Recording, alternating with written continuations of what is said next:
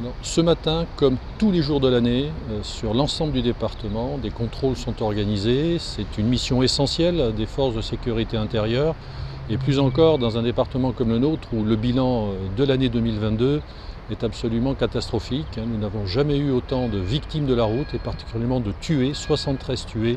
C'est le pire bilan depuis 10 ans.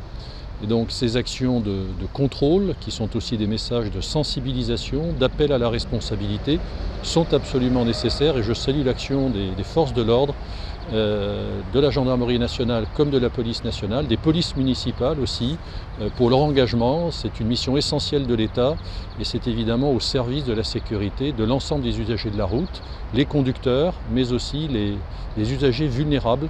Ce sont les principales victimes, dans notre département en particulier, de ces accidents qui aboutissent à ce bilan extrêmement douloureux pour les familles et qui constitue pour nous tous, pour l'ensemble de la société, un appel à la responsabilité et à la vigilance.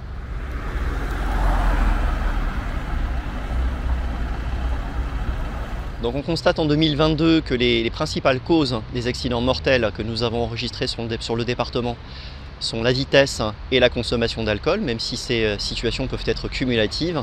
Et nous avons notamment connu un accident mortel sur le centre de Rouen, sur ce quai de la rive droite de la Seine, avec une mère de famille qui a perdu la vie.